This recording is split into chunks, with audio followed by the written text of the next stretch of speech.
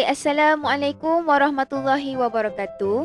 Okay, pada hari ini kita akan mempelajari pendidikan Islam tahun 3 dalam bidang akidah. Okey, hari ini kita akan belajar unit 2 iaitu yang bertajuk beriman kepada kitab. Okey, beriman kepada kitab. Kitab apa yang kita gunakan, yang kita jadikan panduan dalam hidup kita. Okey, sebelum tu awak boleh rujuk buku teks muka surat 72. Okey, Al-Quranul Karim sebagai panduan hidup atau kitab panduan. Dalam hidup kita ni kita ada Al-Quran sebagai panduan. Panduan ni apa? Apa yang kita nak rujuk untuk kita hidup. Okey, kerana apa? Kerana Al-Quran mengandungi ajaran Islam. Al-Quran merupakan kitab terakhir dan satu-satunya kitab yang terpelihara daripada penyelewengan sehingga hari kiamat. Al-Quran ni adalah satu-satunya kitab yang Allah janjikan takkan diseleweng, takkan diubah sehingga hari kiamat, akan dipelihara. Okey. Seterusnya, Al-Quran adalah salah satu kitab yang wajib kita beriman. Al-Quran ni cuma salah satu. Kita ada beberapa lagi kitab yang kita akan belajar sebentar lagi. Al-Quran mengandungi perintah dan larangan Allah.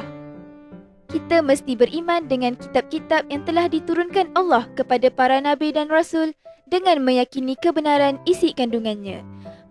Dalam Al-Quran ni ada apa tadi? Perintah dan larangan Allah. Apa yang menunjukkan kita ni beriman? Maksudnya kita kena meyakini kebenaran isi kandungan. Apa yang ada dalam Al-Quran, kita kena yakin dan percaya. Baiklah, dalil kewajipan beriman kepada kitab Allah. Surah An-Nisa ayat 136. Bismillahirrahmanirrahim. Ya ayyuhalladzina amanu aminu billahi wa rasulih wal kitabil ladzi nazzala ala rasulihi wal kitabil ladzi anzala min qabl. Maksudnya, wahai orang yang beriman, tetaplah beriman kepada Allah dan Rasulnya dan kepada kitab yang Allah turunkan kepada Rasulnya serta kitab yang Allah turunkan sebelumnya. Baiklah, ini adalah dalil yang mewajibkan kita sebagai orang Islam, orang-orang yang beriman, kita kena percaya kepada kitab-kitab Allah. Baik, kitab Allah di sepanjang zaman. Kitab Allah bermaksud kalam Allah yang diwahyukan kepada para nabi dan rasulnya. Kitab ini mengandungi syariat dan petunjuk memimpin manusia ke jalan yang benar dan diredai Allah. Baiklah, kalam Allah ialah kata-kata Allah. Dalam Al-Quran, dalam kitab-kitab Allah ni adalah kalam Allah. Okey, yang mengandungi syariat iaitu hukum-hukum dan juga peraturan yang sepatutnya kita ni sebagai umat Islam kena ikut. Okey. Seterusnya, nama kitab yang wajib diketahui. Okey, kita tengok ada berapa nama kitab yang wajib kita ketahui selain Al-Quran. Okay, yang pertama, Zabur. Yang kedua, Taurat. Yang ketiga, Injil. Dan yang terakhir, Al-Quran. Okey, kitab-kitab ni diturunkan kepada Nabi dan Rasul tertentu. Okey, baik kita lihat. Kitab Zabur diturunkan kepada Nabi Daud. Kitab Taurat pula diturunkan kepada Nabi Musa, kitab Injil kepada Nabi Isa dan juga Al-Quran, kitab yang kita guna sekarang ni, okey, kepada Nabi Muhammad sallallahu alaihi wasallam. Okey, jadinya kita tengok pula kesan beriman kepada kitab-kitab Allah. Kita kena beriman bukan saja pada Al-Quran tapi kepada kitab-kitab yang kita belajar tadi. Zabur, Taurat, Injil, semua kita kena percaya dan beriman. Okey, kita tengok apa kesan kalau kita beriman. Yang pertama, iman semakin bertambah. Yang kedua, mendapat syafaat Al-Quran. Apa itu syafaat? Syafaat ialah pertolongan. Siapa yang rajin baca Quran? Yang rajin baca Quran ni akan mendapat pertolongan. Pertolongan Al-Quran di hari akhirat. Okey.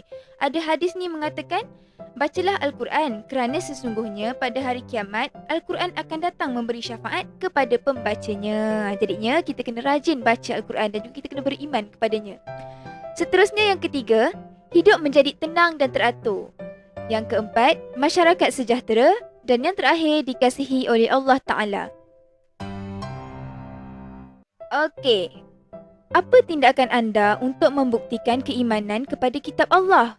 Awak kata awak beriman, awak kata awak percaya. Tapi Apa buktinya? Buktinya melalui tindakan awak. Tindakan apa yang awak kena buat tu? Jadinya hari ini kita kena berikrar. Awak berikrar, ustazah berikrar. Okey, ikrar saya hari ini, saya akan menunaikan solat 5 waktu. Kalau nak buktikan kita betul-betul beriman pada kitab-kitab Allah ni, kita kena solatlah 5 waktu. Sebab apa? Sebab solat ni adalah perintah Allah. Yang kedua, menjadi seorang yang amanah. Okey, yang ketiga, tidak berbohong. Yang keempat, menutup aurat dengan sempurna. Baik, tak kisah lelaki atau perempuan, tutup aurat dengan sempurna. Sebab apa? Tutup aurat ni adalah perintah Allah. Orang yang beriman kepada kitab Allah, dia percaya apa yang Allah kata tu betul, kena ikut, mestilah dia menutup aurat. Sebab menutup aurat ni adalah perintah Allah. Okey, seterusnya, memelihara kesucian Al-Quran. Jangan pijak, jangan letak dekat kaki, jangan letak dekat lantai. Sebab apa? Al-Quran ni adalah kitab yang sangat mulia, kitab daripada Allah, kata-kata Allah. Takkan awak nak letak dekat kaki, betul tak? Okey, dan yang seterusnya, bersungguh-sungguh belajar membaca Al-Quran dan berusaha memahaminya. Okey, kita kena belajar baca Al-Quran. Okey, mula sikit-sikit, lepas tu baca secara bertajwid dan kalau boleh, cuba baca dengan terjemahannya sekali. Kita kena fahamkan apa yang Allah cakap dalam Al-Quran ni. Okey, seterusnya tekun menuntut ilmu dan yang terakhir, mengamalkan akhlak mulia. Okey, nota ni awak boleh tengok juga dalam buku teks muka surat 76. Okey, baik. Jadi itu saja yang kita belajar untuk hari ini. Sekian. Terima kasih. Assalamualaikum warahmatullahi wabarakatuh. Semoga bermanfaat.